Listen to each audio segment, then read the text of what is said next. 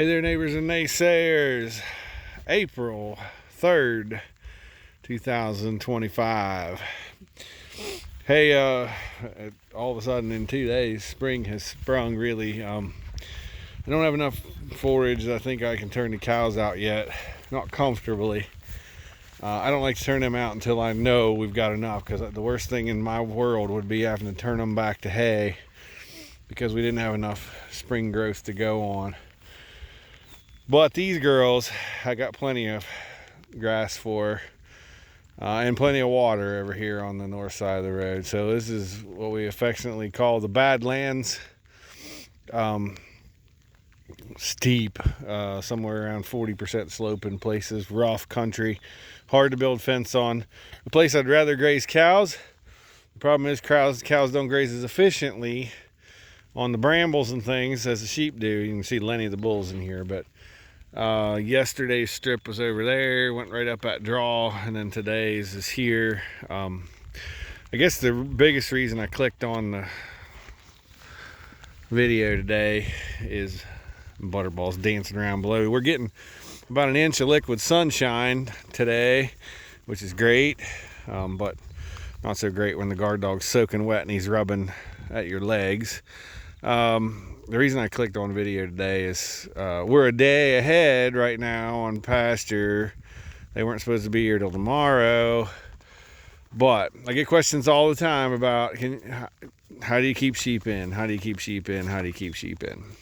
And 99% of the time, this 3-strand fence that's behind me will keep them in. But the other 1% of the time, it will not. And you find them in another pasture, or you find them in another field, or hopefully you don't find them on another farm. But that's my common joke, is I have to go home and make sure I still own sheep. So about twice in the last week they've skipped paddock on me and went, and one time it was probably my fault because I just didn't give them enough. I was trying to make them clean up from the day before, and you just can't do that with sheep. You can do it with cows, but you can't do it with sheep.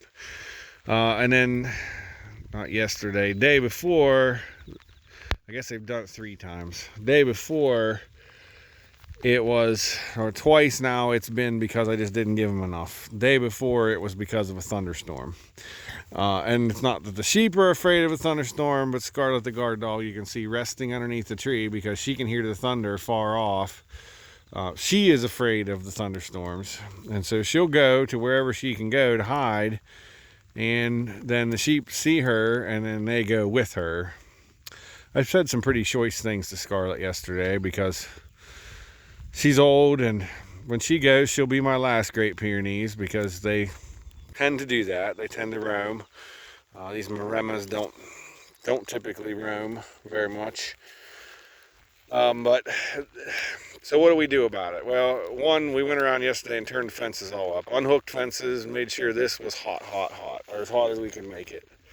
Although the rain's not going to help that much. And the second thing is, you just don't worry about it. We try to build 8 paddocks ahead.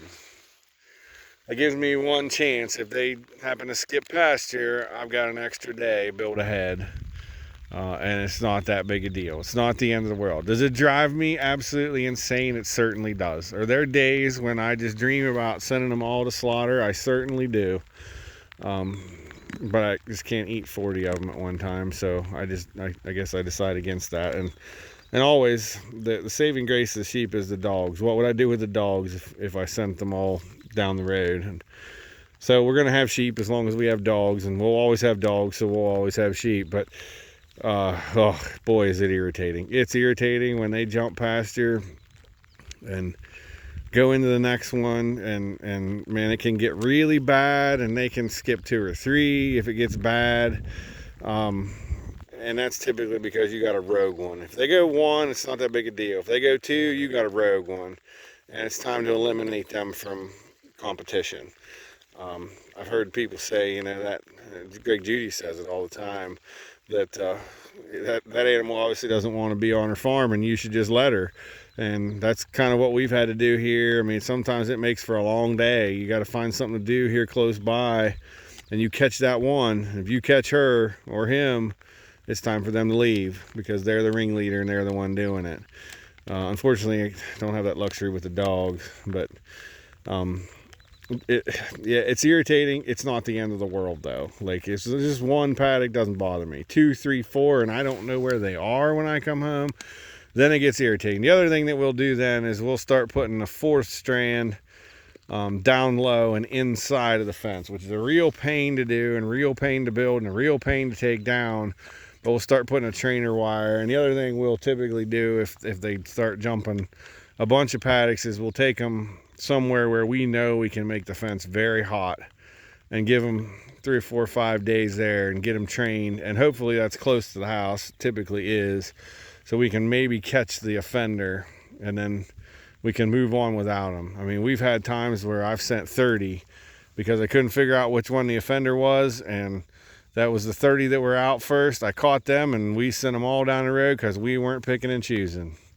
And I had another time we sent probably 10 or 15, and I had 1 or 2 used lambs in there. And I'm like, oh, I can't afford to sell them. I got to keep them. Well, guess what? Those 1 or 2 were broke to doing that, and they continued to do it, and they ended up going anyway.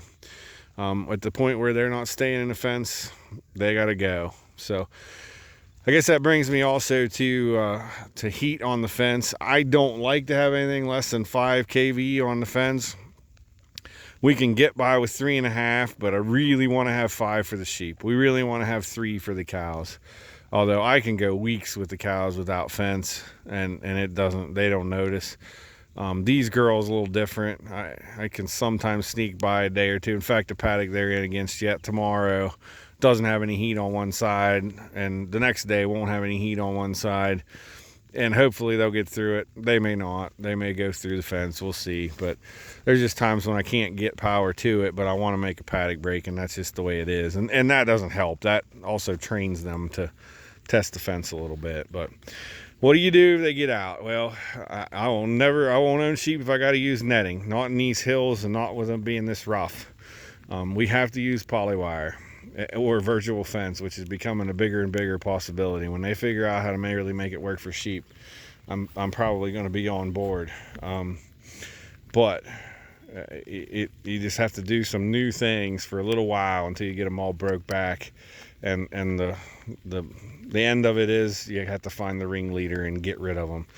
We really don't have much trouble with them for the most part. It irritates me when they do, and people say the same thing about goats. Honestly, we had dairy goats years ago, and we could keep dairy goats in. I mean, when these girls would jump paddock 2, 3 ahead, the goats would still be standing in the paddock they were supposed to be in. I had way less trouble with goats. Now, they were dairy goats, so that's a little different, but honestly, if you're going to be in the goat business, you're best to be in the goat or Kiko, something like that business, myotonic, than you are to be in the boar goats anyway. Boar goats are basically just going to stand around and want you to feed them. So if you want brush cleared, you got to be into something else other than boars, and those ones tend to stay in the fence pretty well.